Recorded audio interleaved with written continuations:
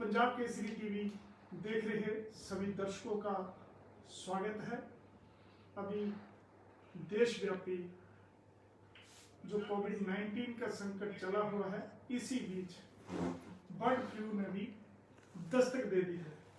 हिमाचल भी इस खतरे से बाहर नहीं है और यहाँ भी काफी पक्षियों की जो है वो मौत हुई है।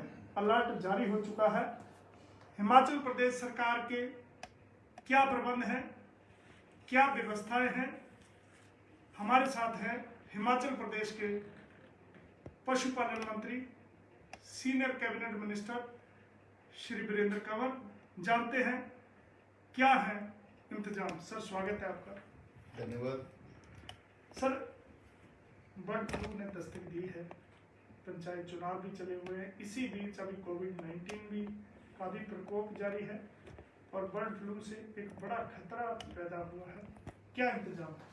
बिल्कुल ठीक कहा। अभी वैश्विक महामारी कोरोना से जो है वो पूरा विश्व, देश प्रदेश जो है वो ग्रसित है और ऐसे समय में जहाँ जो दूसरा वायरस जो अमूमन पक्षियों में जो है वो पाया जाता है, जिसमें H5N1 वायरस जो है, जिसका पूरे पिछले कई दिनों से विभिन्न प्रदेशों से जो थी वो ऐसे समाचार आ रहे थे कि ये वायरस जो है जिसके कारण बहुत सारे कौवे, बहुत सारे प्रवासी पक्षी जो है वो मारे जा रहे हैं। और पिछले दिनों वैसे ही पौंग डैम में के किनारे ऐसे 14 प्रवासी पक्षी जो थे वो मृत पाए गए, जिसका विभाग ने तुरंत से उसके ऊपर कार्रवाई की। उससे जो है वहाँ से कुछ नमूने वहाँ से उठाए और उनको जलंधर में एक जो डायग्नोस्टिक लैब थी वहाँ पर जो है भेजा गया। लेकिन वहाँ से बड़ी पॉजिटिव रिपोर्ट जो है वहाँ से आई H5N1 की। और फिर विभाग ने सेकेंड ओपिनियन के लिए जो है वो high security animal disease lab Bhopal में जो है वो सैंपल्स को भेजा और वहाँ से भी वही पॉजिटिव रिपोर्ट जो है वो आई। सरकार ने तुरंत, माननीय मुख्यमंत्री जी ने अपने डिप्टी कमिश्नर कांगड़ा के नेतृत्व में एक टास्क फोर्स जो है वो बनाई, जिसमें animal husbandry, wild life, health department, revenue और PWD, इन सभी विभागों को जो था वो बीच में सम्मिलित किया।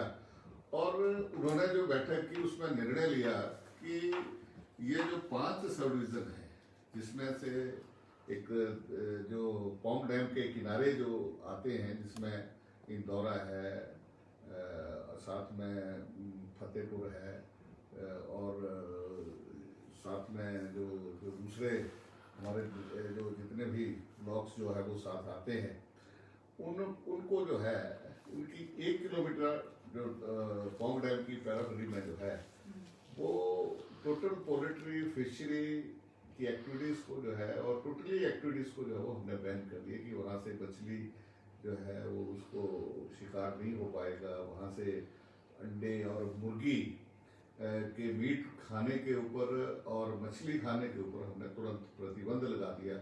और 9 किलोमीटर और एरिया, यानी 10 किलोमीटर एरिया में हमने उसको सर्विलेंस जोन जो है वो बढ़ाया, टोटल चारों तरफ उस पैराफरी में। और उसमें हमने कुछ 197 नमूने जो हैं, सैंपल जो है वो फिर वहाँ से हमने उठाए और जलंधर की लैब में जो है वो हमने भेजे हैं। अगर वहाँ से भी आ जाता है कि ये पोल्ट्री में भी ये वायरस जो है वो उसका संक्रमण जो है वो हुआ है, तो फिर हमें वो पोल्ट्री भी जो है उसको ख़त्म करना पड़ेगा, मारना पड़ेगा, उसको प्रॉपर डिस्पोज जो है वो करना पड़ेगा। और इसके साथ साथ कुछ जो हमने व्यक्तियों की जो है वो विशेष रूप से ये ड्यूटी लगाई है कि जो भी पक्षी जो है वो मारा जाएगा, क्योंकि अब तक 2400 से ज़्यादा प्रवासी पक्षी जो है वो मारे गए हैं, 2400 से ज़्यादा। और उनको जो है वो प्रॉपर उसकी डिस्पोजल, ये संक्रमण जो है ये और जगह ना फैले, इसके लिए उसको जलाया जा रहा है और उसको दफनाया जा रहा है, यानी जला करके उसको दफनाया जो है वो जा रहा है। और पूरे एरिया में जो है वो हमने नज़र रखी है, लेकिन अभी तक पोल्ट्री के कोई पॉजिटिव ऐसे साइंस नहीं आए हैं। हमारा तो मेन मकसद है कि ये जो है वो एनिमल्स में ना जाए, क्योंकि बहुत कम इसका इन्फेक्शन संक्रमण जो है वो एनिमल्स में होता है। जो वहाँ पर हैंडलर्स जो हैं जो ये चीज़ें कर रहे हैं कि उन पक्षियों को उठा करके दबा रहे हैं, उनमें भी हमने स्वास्थ्य विभाग को कहा है कि उनके भी आप समय समय नमूने दें कि उनको भी कहीं ये इन्फेक्शन जो है वो ना हो। इस बात की जो है वो सरकार चिंता कर रही है। तो पौंग डैम के अलावा जैसे भाखड़ा है, ऊना जिला के 7 एरिया है जितना भी, और दूसरे क्षेत्र, क्या वहाँ भी मामले आए और क्या एहतियात वहाँ पे बरती जाए? अभी तक ऐसे कोई मामले जो है वो अन्य पूरे प्रदेश के अंदर किसी और जगह जो है वो नहीं आए हैं, लेकिन विभाग जो है वो सतर्क है और लोगों से भी बार बार यही अपील कर रहे हैं हम कि कोई ऐसी पक्षी या कोई ऐसी पोल्ट्री में ऐसा कोई संक्रमण का अगर आपको लगता है तो आप विभाग के जो है वो ध्यान में लेकर के आए। यहाँ तक कि जो बाहर से पोल्ट्री प्रदेश के अंदर आ रही है और यहाँ से जो अंडे भी बाहर से यहाँ आते हैं, मुर्गी के अलावा अंडे भी साथ आते हैं, तो उनको भी हमने कहा है कि रिंडम सैंपल जो है वो इसके लिए जाएं ताकि बाहर के प्रदेशों से कोई संक्रमण जो है वो यहाँ पर ना आए। ऐसा हमारा जो मेन थ्रस्ट है कि पोल्ट्री को जो है वो बचाना है और ताकि ये इन्फेक्शन जो है पोल्ट्री उद्योग उसको बचाया जा सके, क्योंकि बहुत बड़ा खतरा इस व्यवसाय पर बना हुआ। हाँ बिल्कुल, ये उसको बचाना हमारी प्राथमिकता है। सरकार ने भी, हमने विभाग में प्रेजेंटेशन कैबिनेट को दी थी, कैबिनेट ने इस पर संतुष्टि जाहिर की है और भी कदम उठाने के लिए जो है वो माननीय डिप्टी कमिश्नर को आदेश दिए हैं कि जो भी निर्देश जो है वो आप देंगे जो है वो उसको वो अक्सर क्योंकि देश भर में कई राज्यों में ऐसे मामला आए हैं, तो केंद्र सरकार भी इसकी निगरानी कर रही है। क्या क्या वहाँ से कोई निर्देश ऐसे वो केंद्र को जो है वो हमारे चीफ सेक्रेटरी लेवल से जो है वो दिन प्रतिदिन जो है उसकी रिपोर्टिंग जो है वो हम भेजते हैं और केंद्र सरकार भी जो है वो एडवाइजरी जो है बार बार जो है दे रही है। आप पंचायती और ग्रामीण विकास मंत्री भी हैं और आपको बधाई, आपके बेटे ने राजनीति में एंट्री करी है, विधिवत रूप से वो निर्विरोध प्रधान चुने गए हैं, क्या कहना है आपका? मैं आभार व्यक्त करता हूँ क्षेत्र के लोगों में, क्योंकि उन्होंने जो है वो एक आम सहमति के साथ जो है पंचायत चुनी है और मैं तो लोगों से पहले ही अपील की है कि पूरे प्रदेश के अंदर और ऐसे उदाहरण प्रस्तुत किए जाए कि पंचायतें सर्वसम्मति से बने। बहुत सारी सिरमौर किन्नौर से बहुत अच्छे संकेत जो इस पर जो आए हैं और जहाँ तक पंचायत चुनावों की बात है, शांतिपूर्वक जो है वो पंचायत चुनाव हो रहे हैं। चुनाव आयोग जो है वो पूरी गंभीरता के साथ जो है वो प्रदेश के अंदर चुनाव हुआ है। क्या माना जाए कि ये बेटे की विधिवत राजनीतिक एंट्री है? नहीं, ऐसा कुछ नहीं है कि ये इसको हम राजनीति के साथ जोड़ें। हमारी तो ये कहना है कि पंचायतों के अंदर जो काम हमें करना है, एक सामाजिक कार्यकर्ता के रूप में जो है वो उसको तो उस अपनी ड्यूटी को निभाएगा और अपनी जो पंचायत है वहाँ पर बहुत कुछ जो है करने को है और लोगों ने शायद इसी करके उन्होंने शायद आम सहमति के साथ जो पूरी पंचायत जो है बनाई। कांग्रेस पार्टी आरोप लगा रही है कि पंचायत चुनाव है और प्रदेश सरकार कहीं न कहीं जो कोड ऑफ कंडक्ट है, मॉडल कोड ऑफ कंडक्ट, उसका वायलेशन जो है बड़े स्तर पर हो रहा है। कांग्रेस इस तरह के आधारहीन जो प्रश्न है खड़े करने का जो प्रयास करती है और मैं ये समझता हूँ कि प्रदेश का जो चुनाव योग है बड़ी गंभीरता के साथ, पूरी पारदर्शिता के साथ इन चुनावों को जो है वो प्रदेश के अंदर जो है वो करवा रही है और ऐसे कोई अगर उनको लगता है, उन नेताओं को ये कहना चाहता हूँ कि अगर उनको लगता है कि ऐसी कहीं वायलेशन हो रही है तो वो चुनाव आयोग के जो है वो ध्यान में लेकर के आएंगे, न कि बयानबाजी करने से जो कुछ होगा, बल्कि ध्यान में लाएं और उसमें सुधार किया जाए। तो बहुत ज़्यादा ग्राम पंचायतों में जो सचिव हैं उनकी बहुत बड़ी भूमिका होती है, लेकिन क्योंकि पंचायत सचिव ऐसे हैं जो कॉन्ट्रैक्ट पे हैं और सोर्स के आधार पर हैं, ऐसा बहुत बड़ा वर्ग है, उनके लिए भी क्या कोई योजना है भविष्य?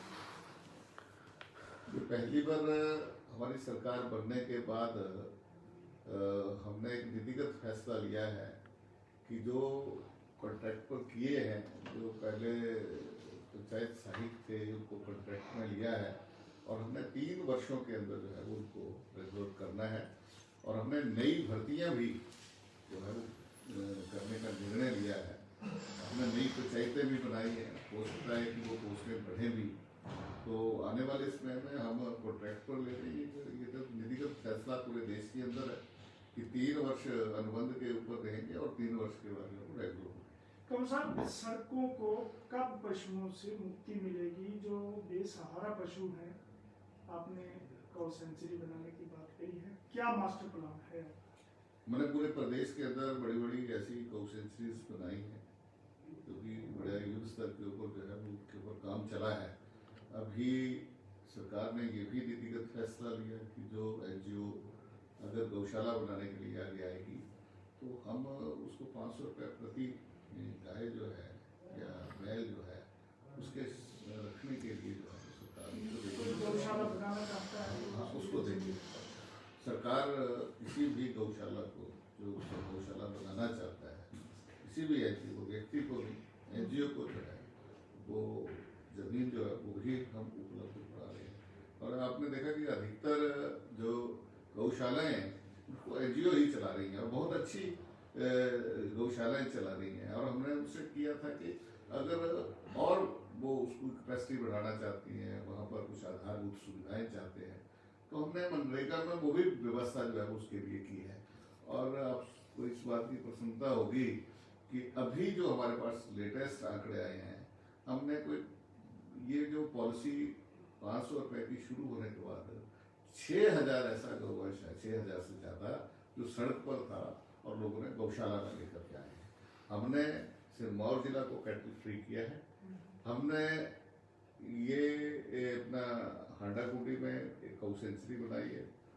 अभी तक उसका जो है वो विधिवत रूप से हमने चलाया नहीं है, लेकिन फिर भी जो दूसरी गौशालाओं में है उनमें हमने बेसहारा गौवंश को वहाँ पर तक पहुँचाया और उसमें भी हमने बैलों को जो है वो रखा है। 600 से ज़्यादा बैल अब तक हमने रखे हैं।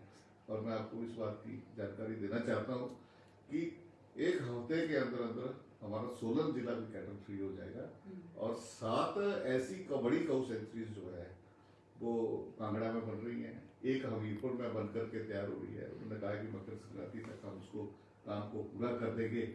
मैं आपको ये पूरे दावे के साथ कह सकता हूँ कि 70% तक हम मार्च महीने तक जो है वो बेसहारा गौवंश को जो है वो हम गौ सेंचुरी तक ले जाएंगे। और जो बाकी है हम 1 वर्ष का हमने टारगेट, पहले मुख्यमंत्री जी ने 6 महीने पहले हमें 1.5 वर्ष का समय दिया था। हम उस समय के अंदर ही हम सड़कों से बेसहारा गौवंश को जो है वो मुक्त करेंगे ही। लेकिन हम मार्च महीने के जो हमारा जो बजट सेशन होगा उसमें कड़े कानून जो है वो हम लेकर के आएंगे कि जो बेसहारा जो जिसको टैग लगा होगा और सड़क पर छोड़ेगा उसको हम सजा का प्रावधान करेंगे। जो गौ को जो है वो किसी स्लॉटरिंग के लिए प्रदेश से बाहर ले जाने का कोई भी गाड़ी पकड़ी जाएगी, हम उस व्यक्ति को भी 5 साल से 7 साल के सजा का प्रावधान सरकार करेगी। कड़े कदम जो है वो हम उठाने जा रहे हैं। कर्नाटक की तर्ज पर जो कानून है उसी को नहीं, हम हिमाचल की तर्ज पर और कड़े कानून बनाएंगे जिससे कोई भी जो है वो गौवंश के साथ जो है वो क्रूरता न कर सके, अत्याचार न कर सके। और गौवध जो है वो पूरी तरह से हिमाचल प्रदेश के अंदर निषेध है। हम गौ के ऊपर आधारित जो है वो कृषि, हम हिमाचल प्रदेश को पहला राज्य बनाना चाहते हैं कि गौ के ऊपर आधारित कृषि होगी और पूरी तरह से प्राकृतिक रूप से की जाएगी। कृषि की बात करी, किसानों की बात करी, किसान दिल्ली में बैठे हैं और सरकार मान नहीं रही। बहुत सारा जो ये आंदोलन है या फिर ये देख रहे हैं, ये आंदोलन मुद्दों पर नहीं है। ये आंदोलन पूरी तरह से विशुद्ध राजनीतिक है। ये आंदोलन जो लोग इसके पीछे खड़े हैं उनकी मंशा किसान नहीं बिचौलिए हैं। और सरकार बड़ी स्पष्ट रूप से कह चुकी है कि हम तो किसानों से बात करेंगे, बिचौलियों से बात नहीं करेंगे। किसानों से, किसानों के हितों के लिए अगर कोई चर्चा करता है, हम एक एक वो उस कानून को हम बदलने के लिए तैयार हैं, उसमें संशोधन के लिए तैयार है जिसमें किसान का हित नहीं है। लेकिन अगर राजनीति करने के लिए सिर्फ ये बात कह देना कि पहले इनको वापस लो, तो ये वापस नहीं होंगे। ये केंद्र सरकार अपनी मंशा जो है वो स्पष्ट कर चुकी है। जी, और एक और बड़ा विषय ये है कि हिमाचल प्रदेश में नील गाय जो है वो बड़ी मात्रा में है। क्या इनकी गणना होगी और क्या ये जो फसलों को नुकसान कर रही है इससे कैसे बचाया जाएगा? आप कृषि मंत्री भी हैं, पशुपालन मंत्री भी हैं, दोनों जिम्मेवारियां आपके पास है। पहले तो मैं जो सड़क पर जो गौ माता है उसको हमको गौशाला में पहुंचाना है। नील गाय के ऊपर भी जो है वो वास्तव में गंभीर विषय है। हमने मुख्यमंत्री खेत रक्षण योजना बनाई है और उसमें हमने व्यापक धन की व्यवस्था की है। हमने 70% अनुदान भी देने की बात की है कि हम एक सामुदायिक रूप में, कि हमारा एक सारे गांव का इकट्ठा रखवा है, तो पूरे को पूरे जो है वो किसान विचार करके बैठ करके अगर कोई फैसला लेते हैं तो सरकार 70 से 75% जो है अनुदान देगी और उसको जो है वो खेत संरक्षण योजना के माध्यम से किसान को जो सहायता पहुंचाएगी। जी धन्यवाद। तो ये थे हिमाचल प्रदेश के कृषि ग्रामीण विकास मंत्री श्री वीरेंद्र कंवर। पंजाब केसरी टीवी के लिए ऊना से अपने सहयोगी अनिल ठाकुर के साथ मैं सुरेंद्र शर्मा।